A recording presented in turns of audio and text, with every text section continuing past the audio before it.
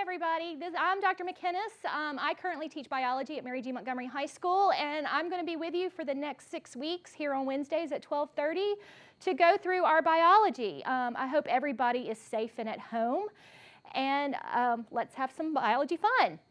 So this first thing we're going to cover this week is meiosis. Now, I'm going to take you back here at the beginning to the end of the quarter where we wrapped up with mitosis. But my goals for today are for you to figure out how do we reduce chromosome numbers in meiosis, and we will talk about why that's important. What are the different stages of meiosis? And they should sound somewhat familiar to all of y'all if you can remember mitosis. And then why is meiosis important? And not only just why is it important for organisms in general, but how does that relate to getting genetic variation? So a few of the words we're going to learn, here is one. Honestly, we probably heard it because we did DNA as well, but what is a chromosome? We're going to talk a little bit about that. And then some other words, what's a gene? The word homologous, that's really, really important here in meiosis. A gamete, haploid, fertilization, should make some sense, diploid, and then of course what is meiosis, and then another important part is crossing over. So let's go through some review first. Mitosis, we did this at the end of the quarter. Remember, mitosis is what we use to replicate our cells. So if you get a cut or a gash, you have an opening, you've got to replace that with new cells. And more importantly, you have to replace that with cells that are exactly the same of the cells that were damaged. So we use mitosis as an organism to repair and to grow, because let's face it, we have a whole lot more cells now than we did when we were born. Remember, we went through one division. So we went through one round of division in mitosis, and it gave us two daughter cells that were genetically identical to the parent cell. So if we needed to replicate our skin cells, one skin cell went through mitosis, replicated into two cells, and those two cells were identical to the original skin cell that started. Okay, so that's the crux of mitosis. Meiosis is very, very similar, but it's also really, really different. So let's talk about that. So first thing that we got to know is chromosomes. So remember, chromosomes are our long pieces of DNA, okay? And our chromosomes are divided into segments, and those segments are called genes. So a gene is just a segment of DNA that codes for a particular function, okay? Now each chromosome has hundreds, if not thousands, of genes on them, okay? Remember, we have like 26,000 genes in the human body. Now, we have 46 chromosomes in our cells, okay, and 23 pair, which means we have 2 copies of each chromosome. We get 1 copy from our maternal parent, 1 copy from our paternal parent, so we have 2 copies of chromosome 1, 2 copies of chromosome 2, and so on for a total of 23 pair or 46 chromosomes. Now, those that we say are identical, like chromosome 1, here is that word homologous. Homologous means same but different.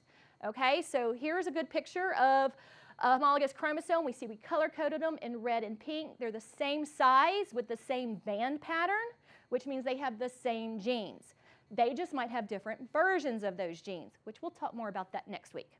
So again, homologous chromosomes, same length, same genes, similar, might have different versions. Just think about the differences between your 2 parents.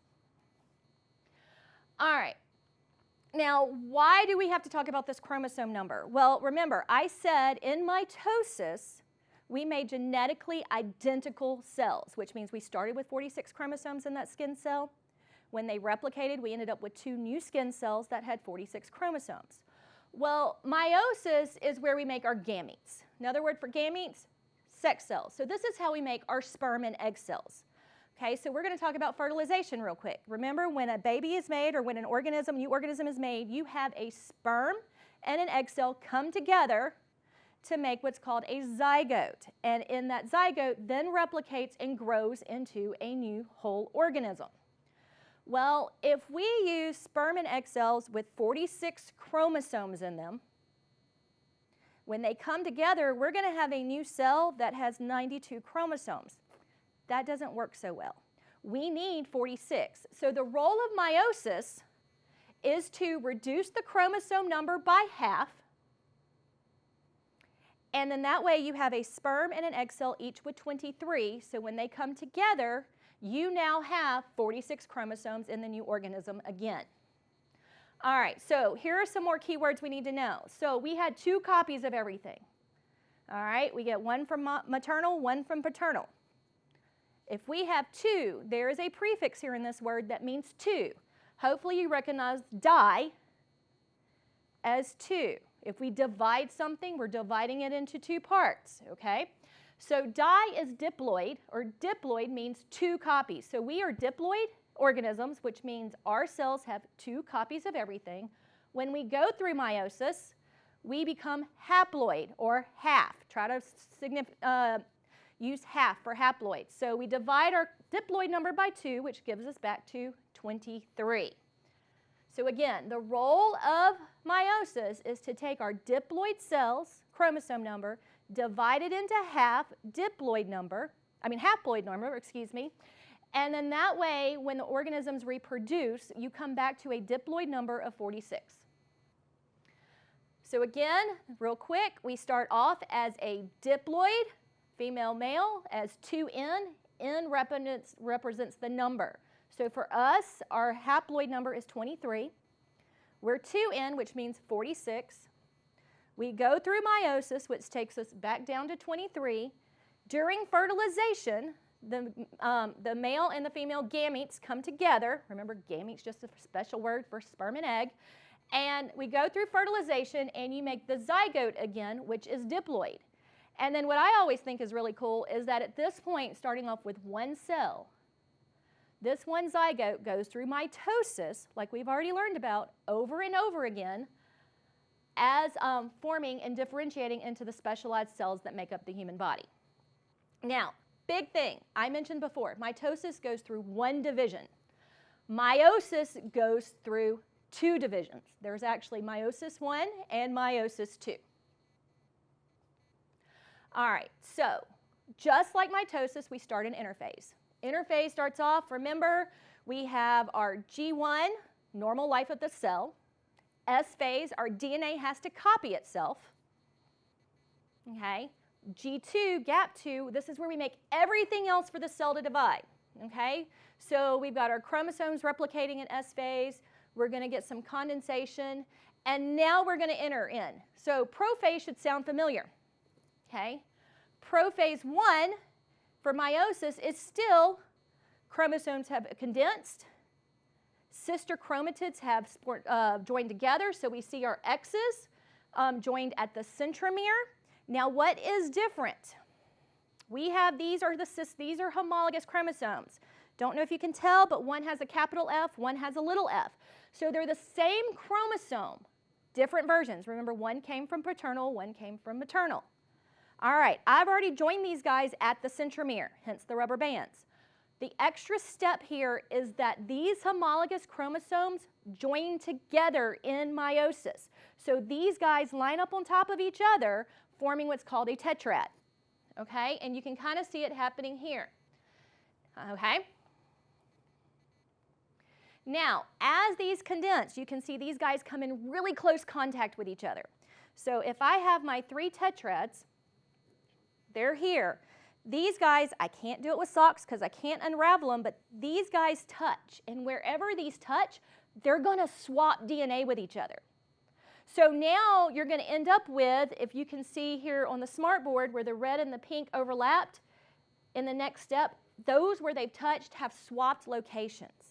So now not only do we have copies where we've copied the chromosomes of each one, we have where we've mixed the DNA together, and now we have unique versions that are, for better of a word, basically a mixture of both the maternal and paternal DNA on one chromosome. So this really, really ramps up that genetic recombination and how we get such a unique difference between all of us.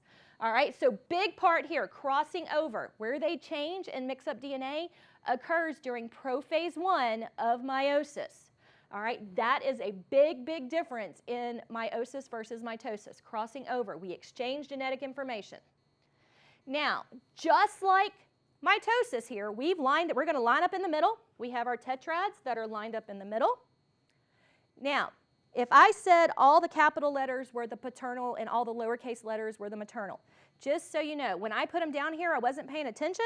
I've ended up with a capital letter on your left, a capital letter here for the black chromosome on your right, and the capital letter for the green chromosome on your left again.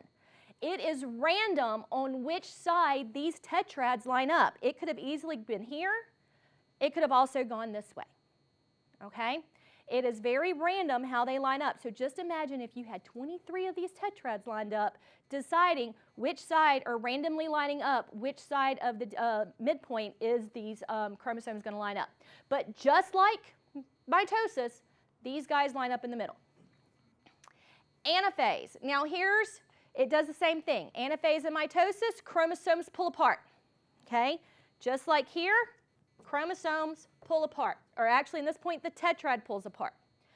Now, this is the next big point.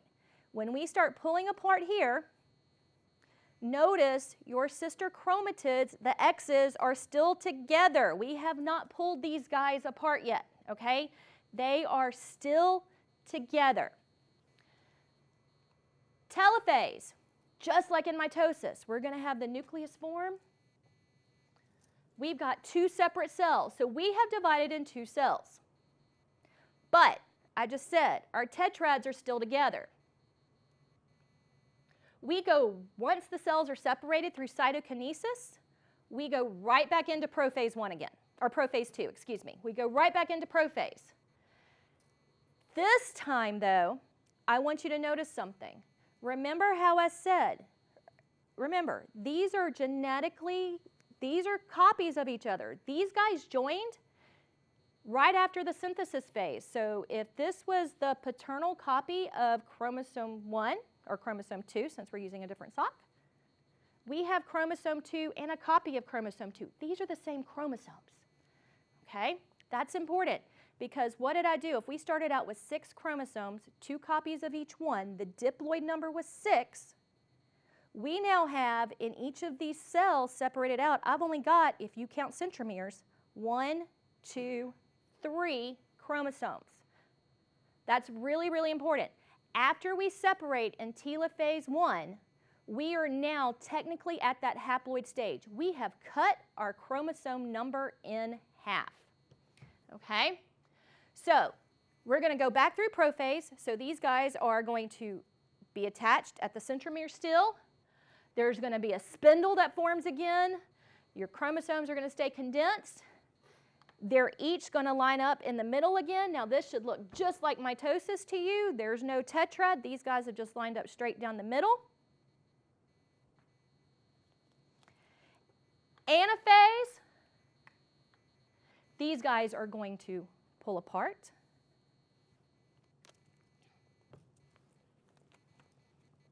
And then remember, we had a whole nother cell over here that this happens at the same time. So these guys were going to line up in metaphase. These guys we're going to again separate through anaphase. And if you kind of look here, I have 4 complete groups that all have 1 copy of each chromosome each. So anaphase, we pull to the different ends. If genetic recombination has taken place, which it will, it does show up here. You can kind of see some blue and some red switching spots. With this, you have 4 unique cells, each with a haploid number, each with its own unique versions of what's going on of each chromosome. So again, by the time we get done with cytokinesis, we have 4 cells, not 2. We've gone through 2 divisions, not 1. They each have a haploid number, not the diploid number, and they are each unique. So if you look at this picture, we have one with blue with a little bit of red, all red, red with a little bit of blue, and all blue. So they're all genetically unique. Now, why is this important? Okay, it's because this consists of, mitosis is again one division. It produces identical cells. we're not identical to our parents. We're similar to our parents, okay? Meiosis consists of 2 divisions, and not just that, it is haploid, all right? This haploid, again, remember, is how we get our daughter cells for our gametes. They're not identical, okay? This is how we get our mixture of mom and dad. And then, again, genetic variation. That's what I mean when I say mixture of mom and dad. Okay, genetic variation is all the differences. Or better yet, if you have a brother or sister, you came from the same parents, but y'all are not identical. Y'all got different combinations of these genes. Okay. Why is it important? Well, again, so remember, prophase 1. When I said they lined up at the equator after metaphase, it was random. That tetrad, which side did it line up on? Okay. Gametes with different chromosome combinations. Again, genetic variation. And genetic variation is going to be huge when we talk about this in a few weeks as we get to the variation within different populations of organisms. But it's also another level of that genetic variation just isn't, did the capital or the lowercase letter line up on the left or the right? It also had to do with, did the capital and the lowercase letter switch DNA and recombine with each other? Okay, so remember, you're going to get partial of each chromosome on each one. All right, so all these play a role in how genetically variable we are. Now, let's take this back and compare it. This is how we do sexual reproduction, when you have a sperm and an egg and gametes are used. Asexual reproduction. Well, some organisms, like bacteria, go through binary fission, which we talked about last quarter. Worms that can asexually reproduce and make genetically identical copies of themselves. Or you can talk about asexual reproduction as in repair. Like I said, if you get a cut or a gash, you need to fill that in with some more cells that are identical. But when we do asexual reproduction, you get DNA from one parent. Okay? It comes from one organism, one parent, so you end up with daughter cells or offspring that are identical to that one parent. Sexual reproduction, okay, first off, you can get mutations faster. We'll talk a little bit more about mutations. Beneficial genes multiply also faster over time. You can end up getting some acquired traits which help as we adapt to environments that we're in. All right, so let's recap real quick. So if we started with the original cell, we started with one copy, capital and lowercase of each cell. Remember, in interphase, these guys are all, I'm not going to unwind them, but they are all unwound like a ball of string. We decide we're going to replicate. We go through S phase. They tighten up. S phase, DNA duplicates. So I'm going to just do 2 of these genes right now because of time. So we're going to replicate our orange, and we're going to replicate our black. Capital B, I'm going to put these off to the side. So we're technically starting out with 4 chromosomes right now. All right, so we've replicated, we move into prophase, chromosomes condensed, these guys attach at the centromere. Okay. Now, if this was mitosis, these guys would have lined up just like this, straight down the midpoint for metaphase. But we're talking about meiosis. So instead, these guys are actually going to attach as tetrads again. Okay. And they're going to overlap with each other. Okay, now we have tetrads. And it's going to be random which side of the midplate these guys line up on for metaphase 1. Also, don't forget, while these guys are in contact with each other, they swap DNA. Crossing over happens. Okay? Metaphase 1, these guys line up. Anaphase 1, these guys separate. All right, telophase 1, these guys now, chromosomes unwind, we're back into cytokinesis happens, we have 2 cells. Check this out though, remember, these were genetic copies of each other again. We are down to a haploid number. At this point, if you ever want to know how many chromosomes you have, count the centromeres. I only have 2 in each cell. Okay, we're going to go through it again. Prophase 2, chromosomes condense. We're still attached at the centromeres. Metaphase, they line up. Anaphase, these guys pull apart. Telophase, you have, and cytokinesis occur. You now have, again, 4 new cells. And these cells are all genetically different. They are haploid number, so when they go through fertilization, you will come back to your diploid number, and meiosis is concluded. I hope that you have really enjoyed this. Meiosis is one of my favorite topics to talk about. It's more fun when I can be with y'all in the lab and y'all are doing this yourselves. We do lots of fun stuff. With that being said, I hope some of you guys might be Harry Potter fans, because next week we're going to talk about genetics and how traits are passed along and what traits explain. And if you're not familiar with your Harry Potter characters, bone up on them, because I'm going to be using them as examples. So this, again, I'm Dr. Mack, as my kids call me. I'll be here every Wednesday at 12:30, and I look forward to working with you guys for the rest of the school year. Thank you.